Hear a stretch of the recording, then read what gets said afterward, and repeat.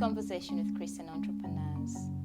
Today I'll be talking to the chairman and the co-founder of Bridge Partners and Bridge Fibers. Welcome, Andrew. It's a pleasure. You are a Christian entrepreneur. What does that mean? In one sense, the two are separate. So I'm fundamentally a Christian. Some people call me an entrepreneur. So then obviously the combination is how those two sort of fit together. So obviously as a Christian, then one's living by certain principles and wanting to model godly behaviour. And I hope I carry that through in my sort of business. Andrew, tell us a bit about your business. I suppose like many entrepreneurs, I'd always wanted to run my own business. So that's been a feeling ever since I sort of left university. And in 2001, the opportunity came to actually set up Bridge Partners. I'd always wanted to sort of think through new ideas, be my own boss. And so that was the primary motivation. There might be someone watching out there saying, I have all those Christian values in my business. Do I need a faith in a God? You mean someone who says, I live by values that people would say are Christian ones? Yes. I would say they just haven't found that God-shaped hole that is probably driving those values. So, of course, people can exhibit values and not call themselves a Christian. For me, it's a realization of where those values emanate from and how that relates to the Christian story and the very real day-to-day impact that Christ and God has in my life. So the help that I derive from my faith helps me in that day-to-day living out of those values in my work. It's very much that sort of belief leads to behaviour that leads to outcome. Tell us actually a bit more about your business, Bridge Partners and Bridge Fibers. What do you do? So Bridge Partners is an IT support firm. So we provide outsourced IT managers to businesses around the area.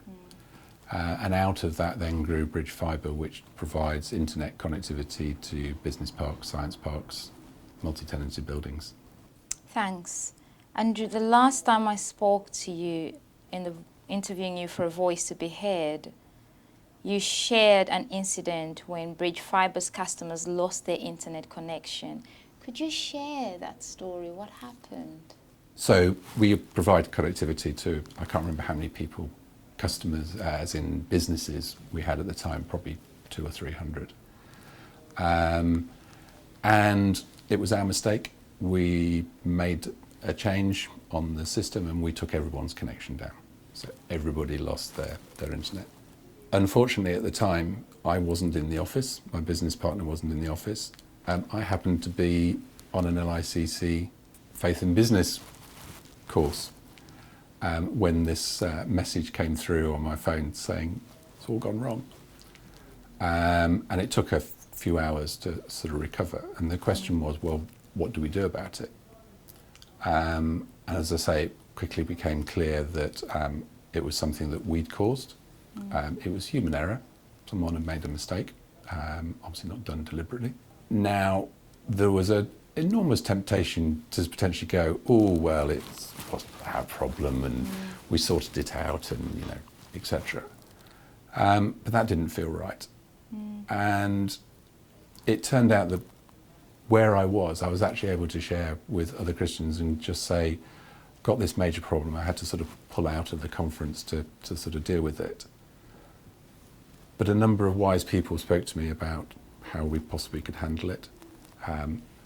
They were all sort of praying for how I did it. And in the end, I sent out a message to all our clients saying that we'd made a mistake, it was our fault. We were obviously sorry and we were looking into obviously make sure it didn't happen again, etc. And so I sent that out wondering what would happen. And most people just got on with their lives, but a few responded and all the companies that came back went, thank you very much. Very unusual that anyone should admit to a mistake Yes, mistakes happen, don't worry about it. And it was very positive feedback, even though they said, well, you know, don't do it again. But and I think that response, or my response to that problem, because of the environment that I was in and being able to share with other Christians, I think led to a different way of responding. Certainly for me, felt like a problem shared, that ability to talk to other Christians about how to deal with it, and ultimately led hopefully to a different way of behaving.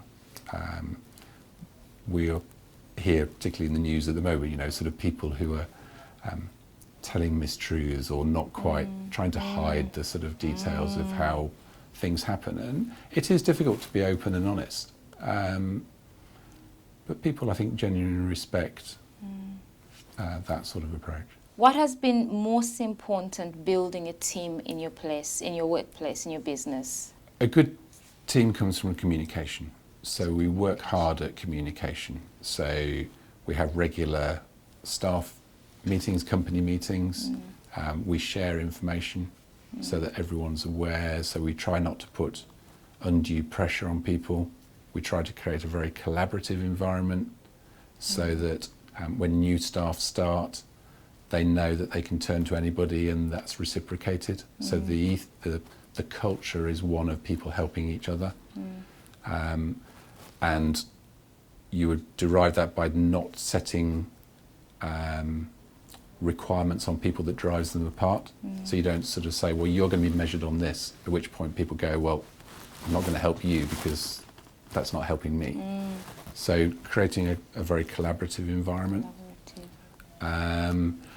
And I've always sort of said to new members of staff, well, you know, we expect that, not that you're going to make mistakes, but we expect that you're going to learn, and we want to help you to learn. We want to help you to grow. Obviously, at some point, one says, now you've got to go off and flourish somewhere else. We hope not. We hope that you stay for a nice period of time. But we want to create that learning and supportive environment so that people can learn off one another. And I think it takes a lot of time for people to trust that, because depending where they've come from before, they may not have had that environment where they could trust their boss or their line manager. So they don't want to share. And that often now comes through from other staff who've experienced it and been here for a while, who will tell others, actually, you can go to Andrew and talk about this, and it's not going to be detrimental to your career. So we've had a number of instances where we've helped people out individually, either by counselling or just being there when they've needed us, and that then gets passed on. So building culture takes time and effort, but then hopefully it becomes self-fulfilling. So we often talk about an organisation developing its own character which lives beyond. For me, that would be the great legacy, is if when I disappear, if the same standards and ethos and culture carries on, then we've embedded it, and that would be perfect. Andrew, thank you very much for joining us, and thank you for watching. This has been Conversation with Christian Entrepreneurs. For more information, visit www.faithinbusiness.org.